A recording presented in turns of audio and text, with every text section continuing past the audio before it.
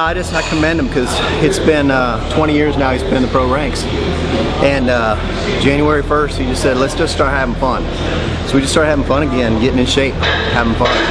Before you know it, you looked at his body and it was all still there. And we were laughing. Some people say, oh, after a certain age this part goes and that part goes, but the guy actually defied the odds and brought up any kind of, if we were nitpicky and said, okay, there's a flaw or a weakness here, he took the time to bring it up.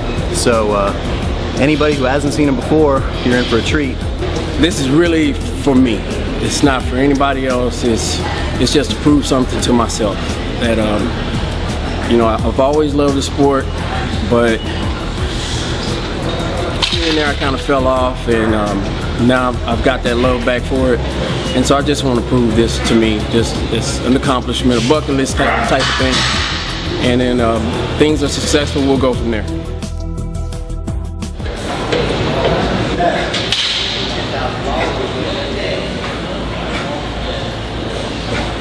I enjoyed it more this time.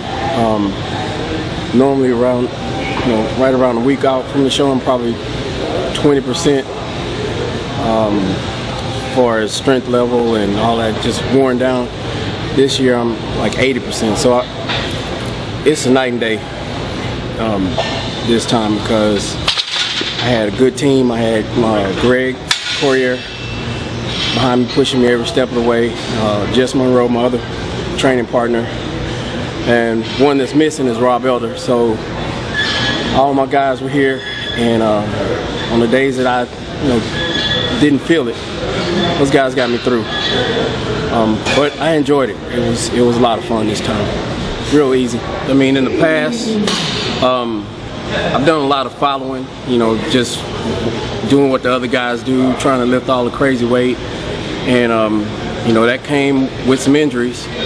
But the last, 2 years ago, after my last show, I just decided, hey, it's time to revamp things and learn techniques on working out and weightlifting, and it made a tremendous difference. And I didn't have to bang all the heavy weights, and we used a lot of other techniques, like the chains on bench press, and did a lot of deadlifts and front squats and all that, all the basic stuff we put back in.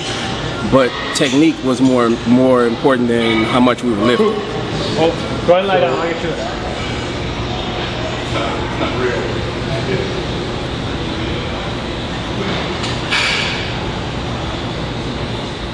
If you want just an explanation, basically what we're doing is on the seated ones, keeping it nice and light, making sure we get the stretch. So we get the full stretch on it and then flex it up. Well, he doesn't have to use much weight, can focus on the isolation. And then the bent over, flexing it up and back, seems to cap off those rear delts in a nice way. So a little different look, so when he's going into his most muscular, just gives that hooded roundedness of that rear delt.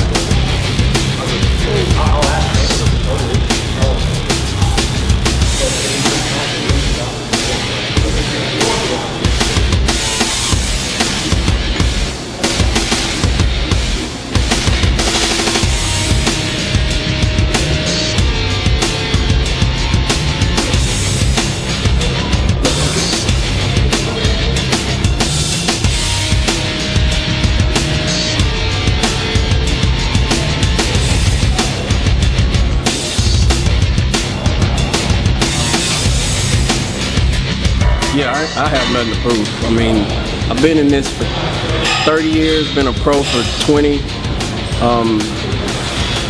Man, it's all been said and done. But like I said, more importantly, this was just something to prove to myself. To train injury-free for the first time in all this time, it says a lot. It's more importantly, I've looked at it as a chance to reinvent myself. not only my body, but the stage presence and all that stuff. So I want to get up there and have fun and not take this thing too seriously, but enjoy the ride. And it's been a journey, and I'm grateful. And more than anything, I'm just happy that I have no injuries right now.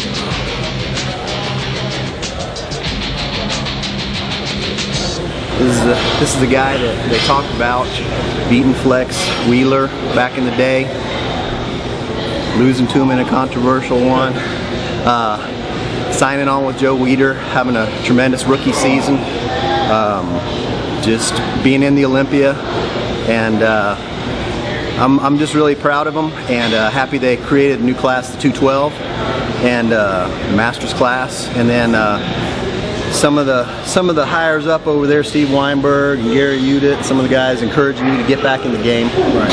And you know, that was really neat and encouraging, and y'all are in for a treat.